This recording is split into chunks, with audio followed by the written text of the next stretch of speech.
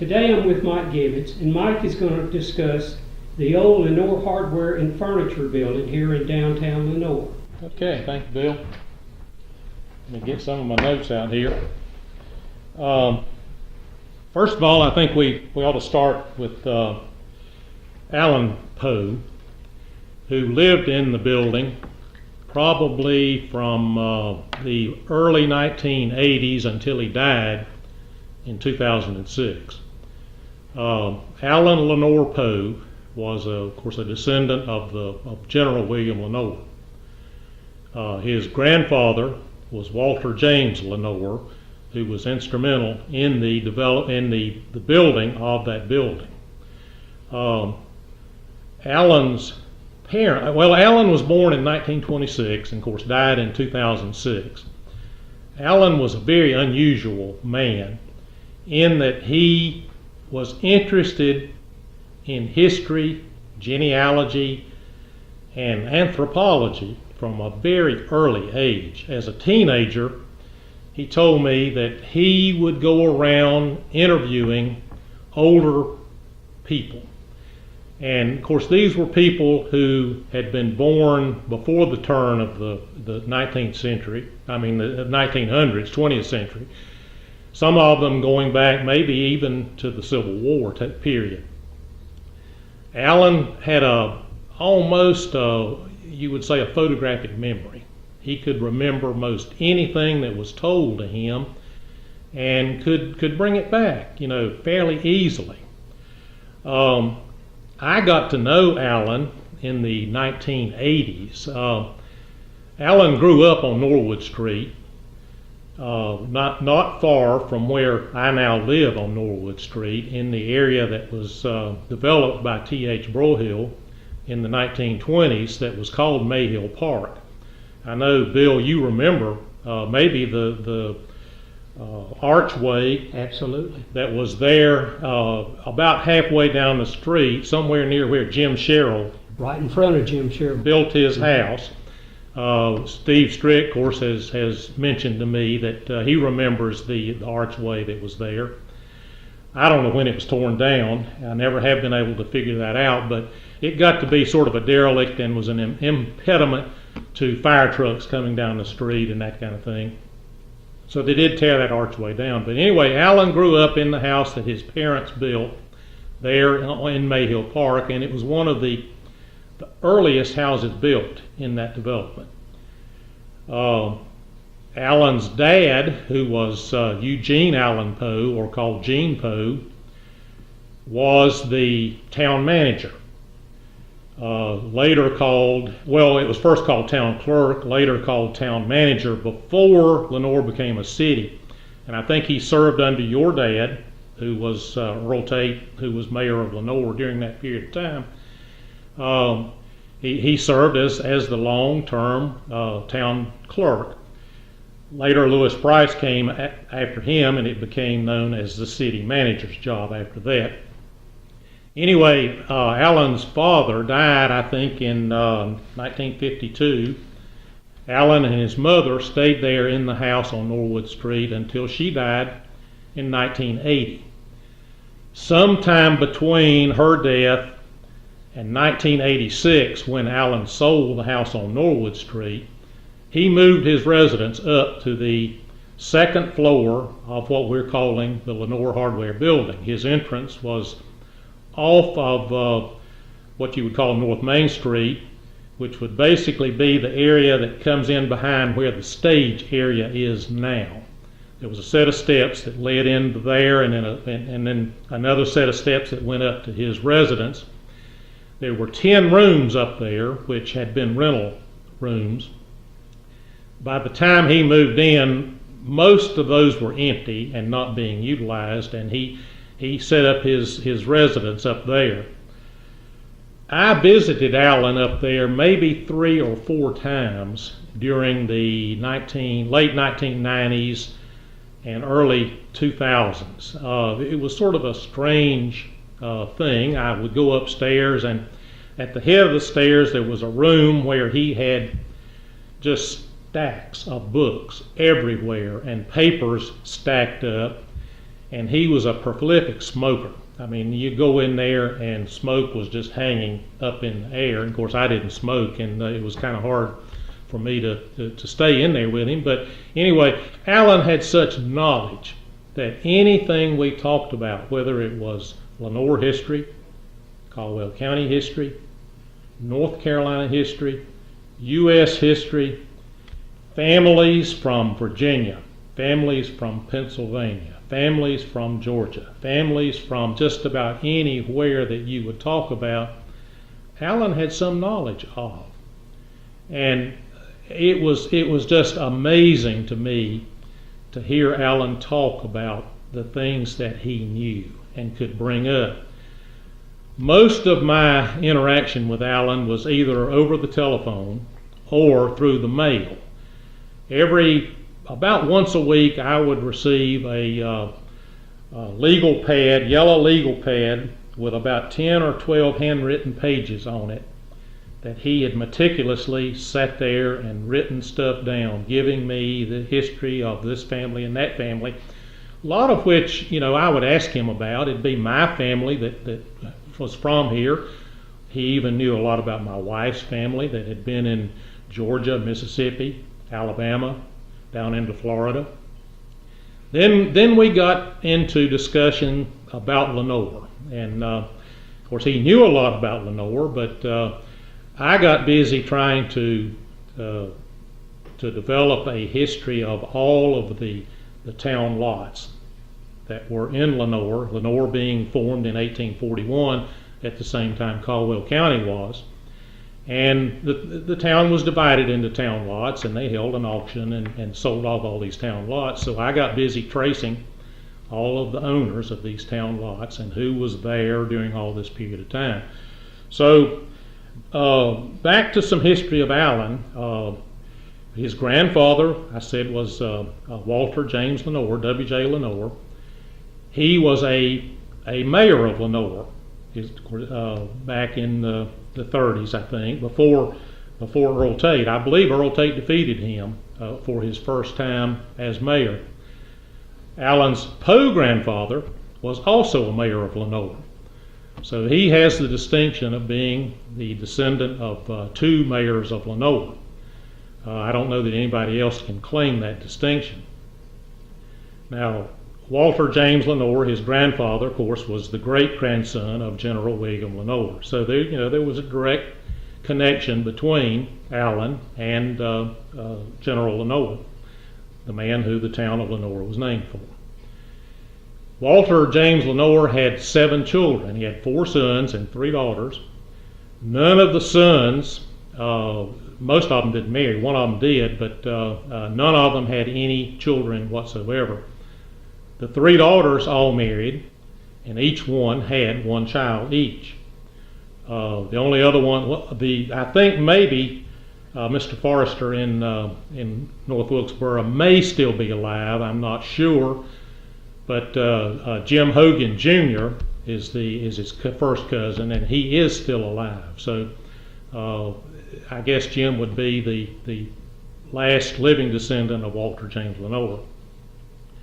Now, Mr. Lenoir was born at Fort Defiance in the Valley.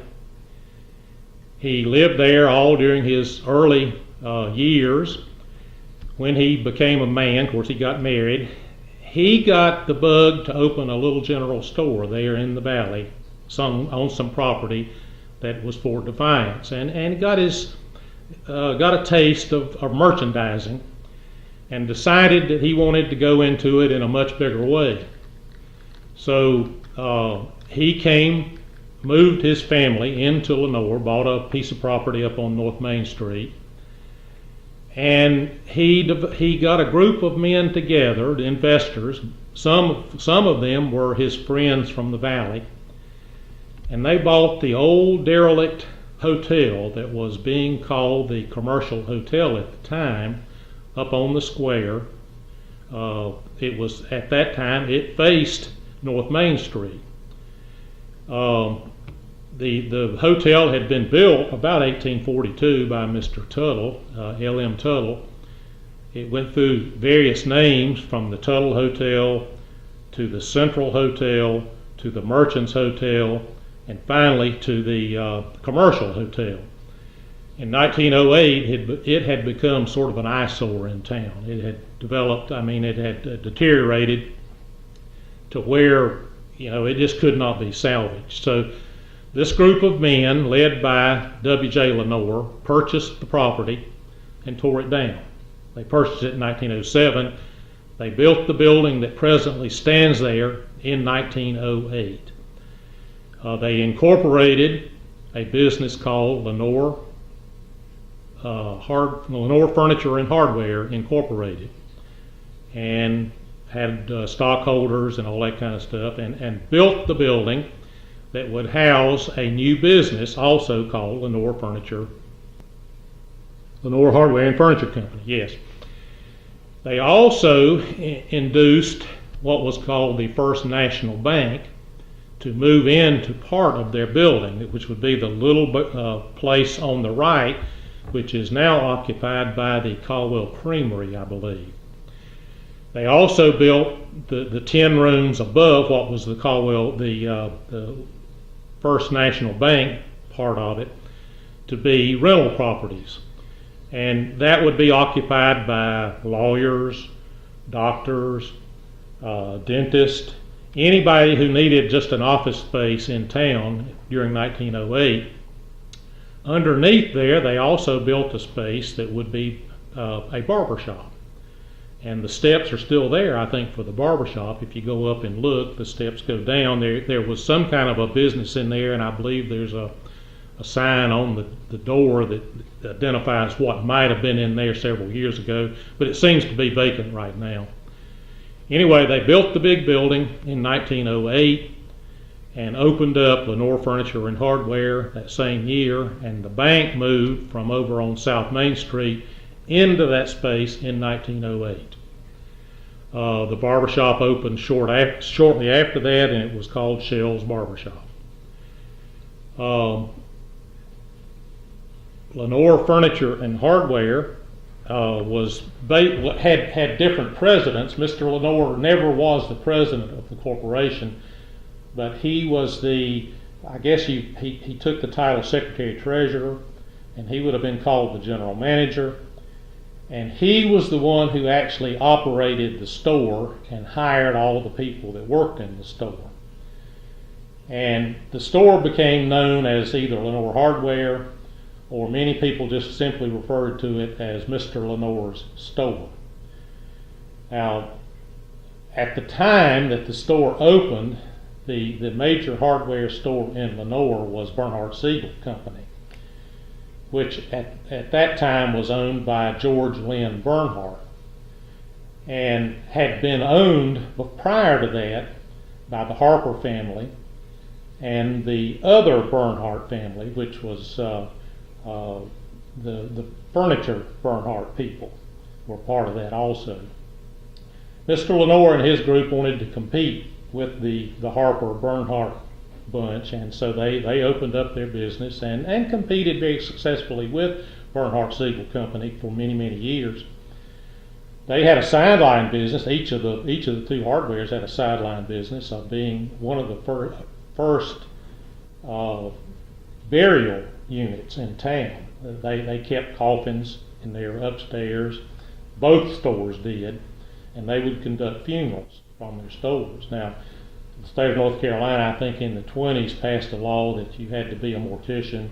So both companies sold out to Tipton Mortuary Company, which later became the Greer Funeral Home, I believe. Now, I'm digressing greatly, I know that.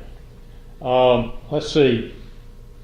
Lenoir Furniture and Hardware operated until Mr. Lenoir was getting pretty elderly.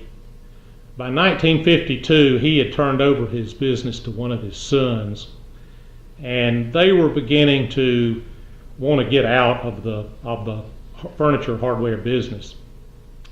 At that time, there was a company over on Mulberry Street called the Shields Company, which had been started by Mr. A.P. Shields, or Paul Shields, I believe, and he had a partner who lived maybe down in the eastern part of the state. Mr. Shields had been a repairman for Butte Power Company in 1944, repairing appliances. And the company opened as an appliance sales and repair company. Sometime between 1944 and 1954, the company sold out, or Mr. Shields sold out to a group of men, which George Reichard, I think, was president. Jim Justice and Terrell Rhodes were the principals at that time. They bought out all of the merchandise of Lenoir Furniture and Hardware and moved their business then up to the Lenoir Furniture and Hardware building. They did not buy the building, and they did not buy the name of the company.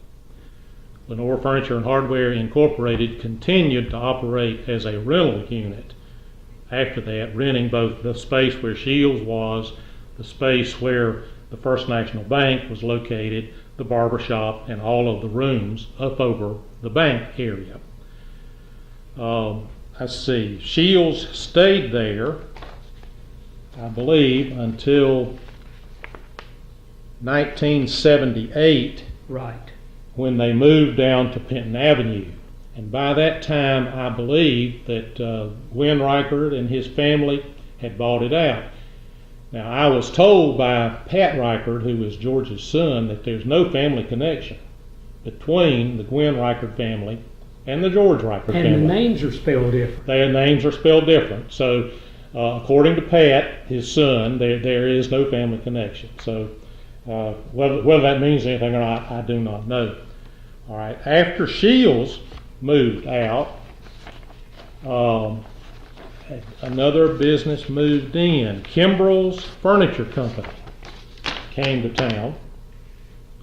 They rented the space starting in about April of 1978 and stayed there until 1986, when they moved over to what I call the old Roses building, which is the building down West Avenue, directly across from the old post office. The old O.P. Lutz. The old O.P. Lutz building.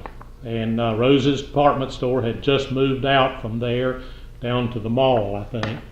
And Kimbrell's took over there. They stayed there until, of course I said until 1986. After 1986, in the old Lenoir Hardware building, D.D. Sudreth had sold out his business and property down at the end of West Avenue where the loop road was coming through, and he moved his business up to the Lenoir Hardware and Furniture building area. And he stayed there until he moved out to Whitnall, which I think was sometime at the end of 1990, maybe early 1991, that he moved out into the Whitnall area. After that, the building sort of remained vacant, had just a few minor tenants in it, until it was sold, I believe, to Dinell. Is that right? Dinell Clark. She lives in Boston. Dinell Clark, who rented the place for an antique market, and the sign still says antique market. They moved in 1991, and they were still operating as late as 2007. But since then, I don't think there has been really anything in the building. I know you've been through there, Bill, doing some videotaping and viewing, and I believe you had a news article in the news topic the other day about the old boiler room that is located. It's all just storage now, right? Personal, family articles in the building. In the building, right? Mm-hmm. Okay, now going back to the side that had the First National Bank in it. The bank stayed there, I think, from 1908 until 1930. In 1930, well, let me back up on that. Mutual Savings, Mutual Building and Loan, as it was called, was started by the same people that owned First National Bank. They did this in 1912. And for a number of years, First National Bank, Mutual Building and Loan shared that one little space. Both businesses were operated in there. They also started an insurance company called Allan and Bernard. Ed Allan, I think, was the head man, and it was a Mr. Bernard. They had offices in that same little building. Now, if you've been in that building that's the Caldwell Creamery, it's not really very big. So they were very cramped. They took over the barbershop space underneath them in about 1920 or 21, and Mr. Shell's barbershop closed down. They used that as their storage and maybe had some of their operation down in there, probably bookkeeping and everything. In 1930, the building across the street that is now the city office building became available. First National Bank purchased that building and began remodeling it. They had to move out some of the tenants that were in there, and it took like a year and a half or 2 years to move the tenants out, and they worked for a while. When they finally got it finished, the Depression had hit. And First National Bank got in financial trouble. They moved across the street for a little while, and Mutual moved along across the street with them. And the little office space was just sort of empty and stayed for record keeping. But when First National Bank got in trouble with because of the Depression, they had a run on the bank and all the things that happened. Mutual was still very solvent. So they separated themselves from First National Bank and moved back across the street into that little space. First National Bank then was taken over by another group of people, and Union National Bank then became the owner and operator of the building across the street that's now the city office. Mutual stayed in that building until they bought a building on the corner of South Main Street and Harper Avenue that's now some kind of a photography studio, I believe. Let's see if I got that date. It is. It's somewhere. Photography. I don't recall the name. I've got in my notes somewhere. Bear with me a minute. Here we go. 1952, Mutual moved out of the building that's beside the Lenoir Furniture and Hardware building and moved into their new headquarters. After 1952, then, the store became the men's shop. Little Red Presswood and Mr. J. Arnold Hedrick took over and operated the men's shop there until 1974, changed the name to the Stag Shop. It operated until Todd Woods took over, and then it became Todd's Menswear. He stayed there until 1986. Todd then moved his business into where Irvin's Men's Shop had been on West Avenue. And since that time, the building has been, I know it was a lawyer's office for a while. It housed some other small businesses for a few years, and then it became an ice cream shop, and then finally became the Caldwell Creamery, which is still operating today. A barber shop then moved back in underneath, and it was called Max Barber Shop for a while. Then it became City Barber Shop, and it finally closed down. Well, it was still there in 1980, but after 1980 I couldn't find anything that listed it anymore. So basically that's the story of the building. Now, do you have any questions, Bill? Well, I asked Glenn Riker this question.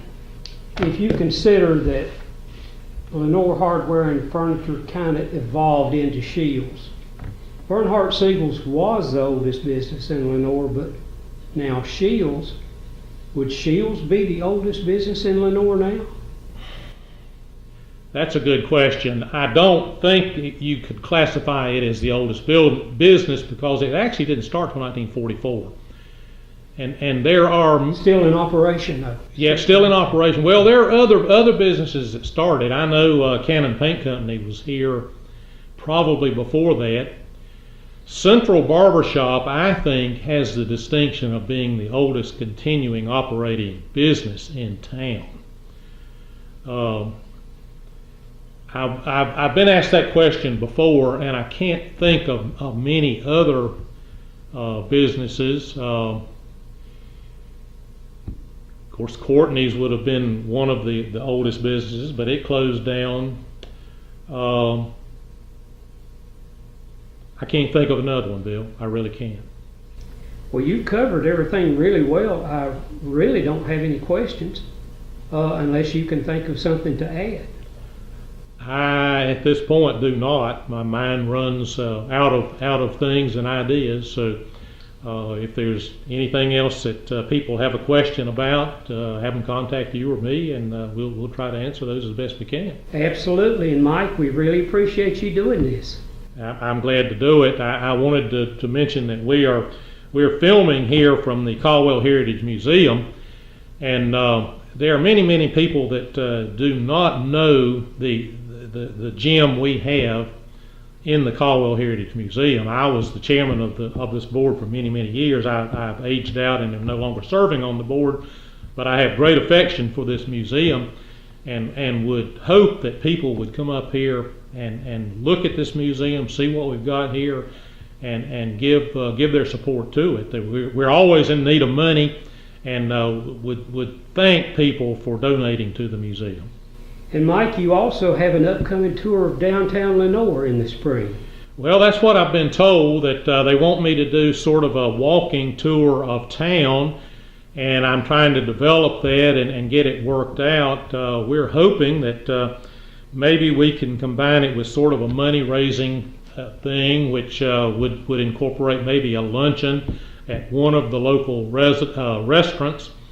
My idea would be to start at the square and cover the square, go up North Main Street a while, come back down North Main Street, cover South Main, and try to keep it to an hour walking tour. You can't cover the whole town during that time, but it might lead to a second tour going down West Avenue or maybe Mulberry Street, or some of those areas, and discuss some of the older buildings in town and the history of what's been there, and try to save as much of the history of the town as we can. Right, and I hope to be doing the video of that with you. Well, that will be good, and if anybody's interested in that, I hope that they can learn something from it. Okay, thanks again, Mike. You're welcome, Bill.